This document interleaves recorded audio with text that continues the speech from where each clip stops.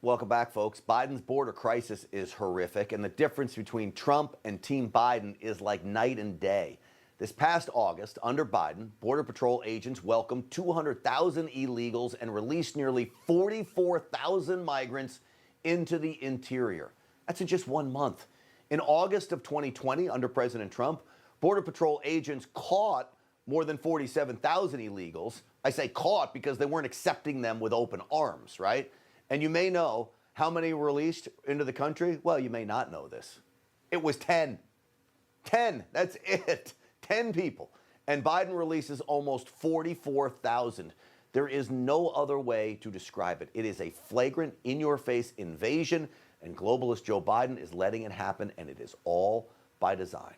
Well, joining me now is someone who knows how overwhelming it can be down on the border. The chaos, the invasion, all of it is making his deputies work overtime. I'm talking about Sheriff of Pinal County, Arizona, which sits just south of Phoenix, not far from the border. Sheriff Mark Lamb is here. Sheriff, it's good to see you.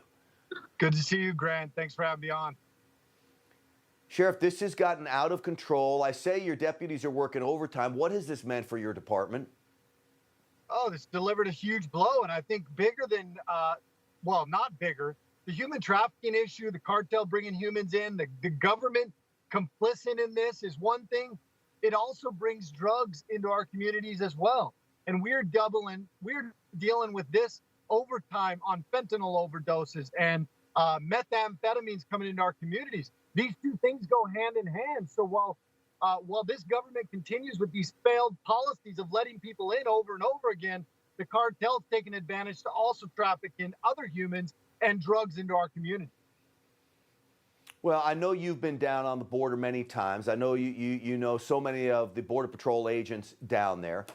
What do you make of the difference between the Trump numbers, releasing just 10 people in the month of August of 2020 to 44,000, and the idea that now, some Border Patrol agents sent me a patch, Sheriff Lamb, that says Welcome Patrol, not Border Patrol? I don't even mean to laugh, but that's kind of funny, but that's the reality of what's going on here. And I would work under the Trump administration. The Trump administration's policies worked. They worked very well. They communicated with us. They kept people out of this country, and they made people go through the proper channels and the proper process that Congress and Senate have set aside. Now, this administration has completely trashed that, and now we're seeing the results of their failed policy.